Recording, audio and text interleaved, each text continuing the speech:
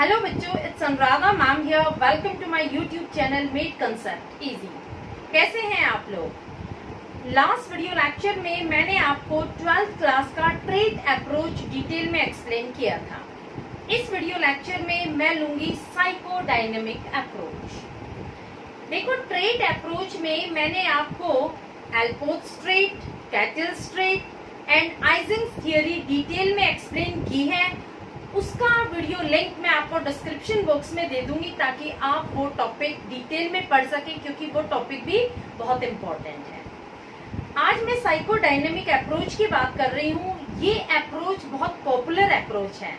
जब भी हम पर्सनालिटी को स्टडी करते हैं तो साइकोडायनेमिक अप्रोच को बहुत पॉपुलर अप्रोच माना जाता है। ये अप्रोच दिया है सिगमंड फ्रायड ने। सिगमंड फ्रायड एक फिजिशियन थे, लोगों की मदद करते थे, उनसे बातचीत करते थे, उनकी सारी प्रॉब्लम सोल्व करते थे, चाहे वो फिजिकल प्रॉब्लम थी या फिर इमोशनल प्रॉब्लम्स। जो भी उनकी प्रॉब्लम्स होती थी उनको स्टडी करते थे, उस प्रॉब्लम पर रिसर्च करके उसका सॉल्यूशन निकालते थे। इसलिए लोग उन्हें फादर ऑफ साइको एनालिसिस बुलाते थे। सिगमंड फ्रायड ने कुछ टेक्निक्स डेवलप की थी लोगों की प्रॉब्लम सोल्व करने की। तो देखो, मैं आपको वन बाय वन वो टेक्निक एक्सप्लेन करती हूँ। पहली टेक्निक थी हिप्नोसिस।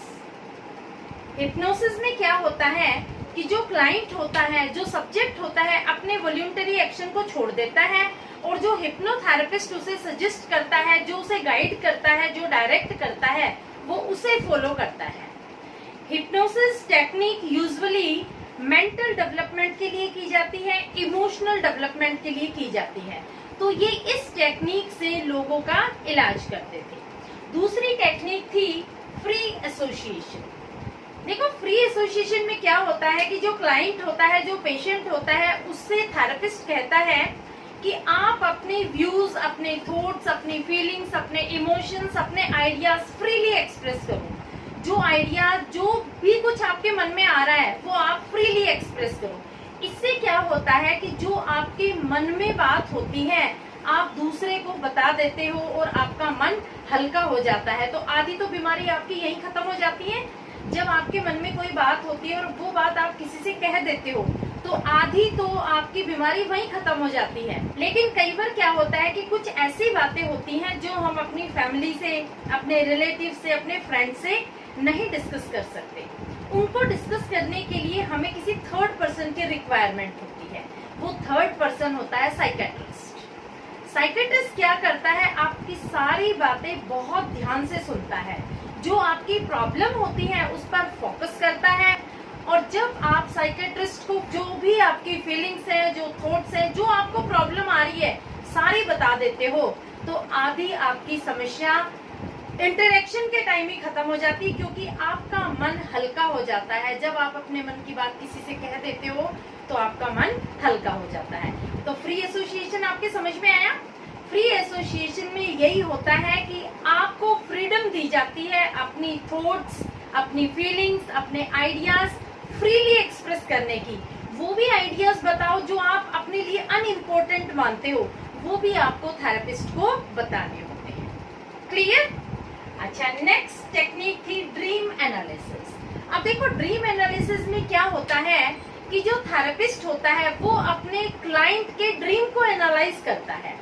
कई बार हमें ड्रीम आते हैं, हम बताते हैं कि देखो हमें सपने में ये दिखा, तो ये क्यों दिखा? इसका मतलब आपकी कोई अनकॉन्शियस डिजायर को सप्रेस किया गया है। इन्होंने सपने आने की टेक्निक पर भी स्टडी की है। उस पर इन्होंने स्टडी करने के बाद उसका भी सॉल्यूशन दिया है कि हमें सपने आते हैं तो क्यों आते हैं। और लास्ट टेक्निक जो इन्होंने दी है वो है एनालिसिस ऑफ एरर। इसमें क्या होता है कि कई बार हम कोई एरर कर देते हैं, कोई गलती कर देते हैं, और जब बाद में हम उस एरर को एनालाइज करते हैं तो हम सोचते हैं कि हमसे ये गलती हो गई, ये नहीं होनी चाहिए थी। इस एरर को समझने के लिए थेरेपिस्ट स्टडी करते हैं। वो पता लगाते हैं कि आपने जो एरर कमिट की उस टाइम आपका स्टेट ऑफ माइंड क्या था, और इन फ्यूचर आप ये मिस्टेक दोबारा कमिट ना करो, उसके लिए वो हमें सॉल्यूशंस देते हैं। तो इस तरीके से फ्रायड ने 4 टेक्निक्स डेवलप की थी ह्यूमन प्रॉब्लम्स को सॉल्व करने की। समझ में आई चारों टेक्निक्स? अब देखो नेक्स्ट आता है लेवल ऑफ कॉन्शियसनेस। उन्होंने कहा कि हमारा जो माइंड है उसके 3 लेवल होते हैं। एक लेवल में हम फुली कॉन्शियस होते हैं, दूसरे लेवल में हम प्री कॉन्शियस होते हैं और तीसरे लेवल में हम अनकॉन्शियस होते हैं। अब देखो जब हम कॉन्शियस हैं इसका मतलब क्या होता है? We are aware of thoughts, feeling and actions. यानी जो भी चीज हमारे आसपास हो रही है हमें हर चीज की नॉलेज होती है। हमारे जो सेंस ऑर्गन्स होते हैं वो एकदम कॉन्शियस होते हैं, उन्हें पता होता है क्या हो रहा है। अगर मैं इस टाइम परेशान हूँ तो मुझे पता है मैं क्यों परेशान हूँ, अगर मैं खुश हूँ तो मुझे पता है मैं क्यों खुश हूँ। यानी मेरे आसपास जो भी एक्टिविटीज हो रही है उन सब चीजों के बारे में मैं अवेयर हूँ। Everything is known to me. ठीक है, ये हमारा कॉन्शियस माइंड होता है। जब भी हम कॉन्शियस माइंड में कोई काम करते हैं तो हम अपने काम के लिए खुद रिस्पॉन्सिबल माने जाते हैं। उस काम को हम कभी भी दूसरों पर नहीं टाल सकते कि आपकी वजह से ये हो गया, क्योंकि हम फुली अवेयर थे। जब हमने एक्शन लिया we were totally aware of that. ठीक है, सेकेंड आ जाता है प्री कॉन्शियस। देखो प्री कॉन्शियस में क्या होता है कि हमारा माइंड उस टाइम एक्टिव नहीं होता है, लेकिन अगर हमारे साथ एफर्ट्स किए जाए, हमारे माइंड को एक्टिव करने के एफर्ट्स किए जाए, कोई इवेंट याद दिलाई जाए तो हमारे वो थॉट्स, वो फीलिंग्स, वो इमोशंस याद आ जाते हैं। जैसे कोई घटना हो जाती है और हम भूल जाते हैं कुछ समय बाद, लेकिन अगर उस इवेंट को याद दिलाने के लिए उसी से रिलेटेड कोई बात करते हैं तो वो हमारी जो इवेंट थी वो तुरंत हमारे दिमाग में क्लिक हो जाएगी, रिकलेक्ट हो जाएगी। तो ये होता है हमारा प्री कॉन्शियस माइंड। और तीसरा माइंड आता है अनकॉन्शियस माइंड। इसमें हम क्या होते हैं? Unaware of the mental activity. हम क्या कर रहे हैं, कब कर रहे हैं, हमें कुछ पता ही नहीं होता है। काम भी हम कर देते हैं हमें लेकिन पता नहीं होता, हम अनकॉन्शियसली उस काम को अटेम्प्ट कर जाते हैं। कई बार हम कई मिस्टेक कर देते हैं लेकिन बाद में कहते हैं मुझे तो पता ही नहीं था, ये मेरे से गलती हो गई। इसका मतलब हमने वो अटेम्प्ट किया लेकिन अनकॉन्शियस माइंड से। हम उस टाइम अवेयर नहीं थे, हमारा जो दिमाग था वो फुली एक्टिव नहीं था। जैसे देखो कई बार आप क्लास में बैठे होते हो, पूरा टॉपिक कंप्लीट हो जाता है, आपको पता ही नहीं होता है क्लास में क्या पढ़ाया गया, क्योंकि आपका दिमाग कहीं और था। आप अनकॉन्शियस माइंड से वहां बैठे थे, आपने टॉपिक सुना लेकिन आपने उसको ध्यान दिया ही नहीं। It means you are not aware of that. Next topic आता है स्ट्रक्चर ऑफ पर्सनालिटी। देखो एक ह्यूमन बीइंग की पर्सनालिटी में 3 चीज प्रेजेंट होती हैं। उसकी पर्सनालिटी इद, ईगो और सुपर ईगो के कॉम्बिनेशन से बनती है। हर किसी की पर्सनालिटी में ये तीनों चीज प्रेजेंट होती हैं। कौन सी चीज डोमिनेंट है ये डिफर करता है। किसी के सुपर ईगो डोमिनेंट होता है, किसी के इद डोमिनेंट होता है, किसी के ईगो डोमिनेंट होता है। That differ from person to person, individual to individual. अब मैं आपको तीनों एक्सप्लेन करती हूँ कि इद क्या होती है, ईगो क्या होती है और सुपर ईगो क्या होती है। इद में क्या होता है कि हमारा प्लेजर का प्रिंसिपल डोमिनेंट होता है। यहाँ हमारा मेन फोकस होता है हमारे डिजायर को सेटिस्फाई करना। जो चीज हमें पसंद आ रही है वो चीज हम तुरंत हासिल करना चाहते हैं, ये हमारा इद डोमिनेंट फैक्टर है। इद में हम कभी भी मोरल वैल्यूज की, सोसाइटी की और इंडिविजुअल्स की केयर नहीं करते हैं। यहाँ हमारा मेन फोकस क्या होता है कि जो डिजायर है वो सेटिस्फाई हो जाए, जो चीज हमें चाहिए वो चाहिए। इसमें हम किसी की भी केयर नहीं करते हैं, ना हम किसी के बारे में सोचते हैं कि लोग क्या कहेंगे, अगर मैं गलत काम करूंगा तो लोग क्या कहेंगे, हम कुछ भी नहीं सोचते हैं। हमारा मेन फोकस होता है कि हमारी डिजायर सेटिस्फाई होनी चाहिए। इसमें क्या होता है डिमांडिंग और अनरियलिस्टिक, ये एटीट्यूड होता है। डिमांडिंग यानी एक बार हमने किसी चीज के लिए बोल दिया, डिमांड कर दिया तो वो हमें मिलनी चाहिए, ये हमारा इद डोमिनेंट फैक्टर है। अनरियलिस्टिक है, अनरियलिस्टिक मतलब ये ऐसे होना नहीं चाहिए, ऐसे होता नहीं है, गलत है। क्योंकि इद को पूरा करने के लिए हम usually evil factors, evil method भी अप्लाई कर देते हैं। देखो एक एग्जांपल बता रही हूँ। एक बच्चा है, उसको आइसक्रीम खानी है, उसके पास पैसे नहीं है, सामने आइसक्रीम वाला खड़ा है, तो बच्चे के दिमाग में क्या आ रहा है कि मुझे अभी आइसक्रीम चाहिए। अब उस आइसक्रीम को पाने के लिए उसके दिमाग में क्या हो रहा है कि पैसे नहीं है तो मैं क्या करूं, मैं आइसक्रीम छीन लेता हूँ। अब ये क्या है, ये ईद है उसकी। ईद एक चाइल्ड के रूप में हम मान सकते हैं, क्योंकि यहाँ जिद ऐसी होती है जैसे एक छोटा बच्चा जिद करता है, उसको पता नहीं होता है कि इस काम के करने में क्या भला होगा क्या बुरा होगा, बस उसकी जिद होती है कि मुझे चाहिए तो चाहिए। तो आइसक्रीम अगर हम छीन लेते हैं तो हमें पनिशमेंट मिलेगी, लेकिन हम सोच नहीं रहे हैं, हमारा दिमाग सिर्फ कर रहा है कि हम आइसक्रीम इससे छीन के ले लेते हैं अगर पैसे नहीं है तो। दूसरा, हम आइसक्रीम चुरा लेते हैं। तो इस तरह की चीजें इस डोमिनेंट पर्सन के दिमाग में आती हैं। सेकंड पार्ट आता है ईगो। अब देखो ईगो में क्या होता है कि यहाँ रियलिटी का प्रिंसिपल फॉलो होता है।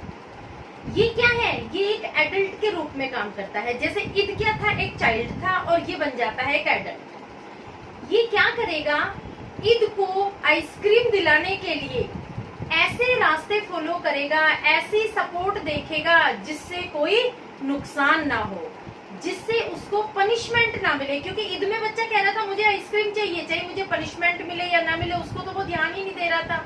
यहाँ क्या है कि वो उसे बताता है कि अगर आपको आइसक्रीम चाहिए तो आप आइसक्रीम वाले से पूछ लो, इससे कहकर देख लो भैया मेरे पास पैसे नहीं है, आप मुझे आइसक्रीम दे सकते हो। अगर दे देता है तो खा लो, नहीं देता है तो रहने दो। वो हमें रियलिटी फैक्टर्स बताता है। क्लियर? ये ईद की बात को पूरा करने के लिए सपोर्ट तो करता है, लेकिन उस वेज में सपोर्ट करता है जो रियलिस्टिक होते हैं, जो हो सकता है। हमें कोई चीज चाहिए और अगर हम किसी से मांगते हैं कि आप हमें ये चीज दे दोगे, वो चीज ठीक है, लेकिन अगर हम उसकी चीज छीनते हैं वो गलत होता है। तो यहाँ पर ये क्या करता है, directs it towards appropriate ways. Appropriate ways मैंने अभी आपको बताया, जैसे वो कह रहा है आइसक्रीम सेलर से आप पूछ लो कि भैया मेरे पास पैसे नहीं है, क्या आप मुझे आइसक्रीम दे दोगे, क्योंकि मेरा बहुत मन कर रहा है आइसक्रीम खाने का। It is reasonable and patient. Ego में हमेशा पेशेंस होता है। ये हमेशा ईद को समझाता है कि देखो पेशेंस रखो, अगर ये मना करता है आइसक्रीम देने के लिए तो कोई बात नहीं। रीजनेबिलिटी बताता है, ये सोच समझ के बोलता है कि नहीं हमें आइसक्रीम खानी है तो पूछ करके लेनी है, ऐसे झपट्टा मार के हम आइसक्रीम नहीं लेंगे, क्योंकि अगर आप झपट्टा मार के लोगे, छीन के लोगे, चोरी करके लोगे तो आपको पनिशमेंट मिलेगी। तो ईद को ये राइट पाथ फॉलो करने के लिए डायरेक्ट करता है। क्लियर? नेक्स्ट आता है सुपर ईगो। देखो सुपर ईगो में मोरल वैल्यू प्रिंसिपल बेस्ड होता है। ईद क्या था, एक चाइल्ड था, ईगो एक एडल्ट था, और मॉरल वैल्यूज में हम पेरेंट्स आ जाते हैं। पेरेंट्स हमेशा बच्चे को गलत रास्ते पर जाने से रोकेंगे, वो हमेशा बच्चे को मॉरल वैल्यूज सिखाएंगे, वो उन्हें कहेंगे act according to the rules and principles of society. वो उन्हें वही चीज सिखाएंगे जो सोसाइटी के अकॉर्डिंग है, वो उन्हें सोशल बनाएंगे। तो सुपर ईगो सबसे अच्छा होता है क्योंकि ये हमेशा सही रास्ता दिखाता है। ये कहता है कि अगर आपके पास पैसे नहीं है तो ना तो आप पूछने जाओ, ना आप झपट्टा मारने जाओ, आप अपने पेरेंट्स से बात करो। अगर वो कहते हैं, वो पैसे देते हैं आपको आइसक्रीम लाने के लिए, तो आप आइसक्रीम लाओ। क्लियर? तो सुपर ईगो में guides and evaluates our behaviour. ये हमारे बिहेवियर को गाइड करता है, मोटिवेट करता है और उसे इवेल्युएट करता है। और अगर हमारा बिहेवियर गलत होता है, एंटी सोशल होता है, तो ये उसे चेंज करता है, उसे स्टॉप करता है कि नहीं आइसक्रीम खाना जरूरी नहीं है, अगर आपके पास पैसे नहीं है तो आपको आइसक्रीम खाना जरूरी नहीं है। ये हमें प्रोसेस ऑफ सोशलाइजेशन सिखाता है कि कैसे हमें सोसाइटी में सोसाइटी के अकॉर्डिंग बिहेव करना है, सोसाइटी के रूल्स एंड रेगुलेशंस को फॉलो करते हुए रहना है और उसी तरह से एक्ट करना है जो हमारे लिए सही सूट होता है। हमें कोई एंटी सोशल बिहेवियर नहीं करना है। क्लियर? तो ये तीन चीजें हैं, ईद, ईगो और सुपर ईगो। ये हर किसी में प्रेवलेंट होती हैं, लेकिन डोमिनेंट जो चीज होती है उस इंसान की पर्सनालिटी उसी के अकॉर्डिंग बन जाती है। जिसमें ईद प्रेवलेंट हो जाएगी वो पर्सन सारी इविल प्रैक्टिसेस फॉलो करेगा। जिसमें ईगो प्रेवलेंट है वो बैलेंस करके चलेगा ईद और सुपर ईगो को, और जिसमें सुपर ईगो प्रेवलेंट है वो पर्सन मॉरल एथिकल वैल्यूज को फॉलो करेगा, वो सारे एथिक्स रखेगा अपने पास, क्योंकि वो कोई गलत काम, एंटी सोशल बिहेवियर नहीं फॉलो करेगा। होपफुली आपको साइकोडायनेमिक अप्रोच समझ में आ गया होगा। नेक्स्ट वीडियो में मैं इस चैप्टर को कंटिन्यू करते हुए आगे के टॉपिक्स डिस्कस करूंगी। आप मेरे वीडियोस कंटिन्यूटी में देखते रहना, क्योंकि मैं पूरी बुक कवर करूंगी एज पर एनसीईआरटी सिलेबस।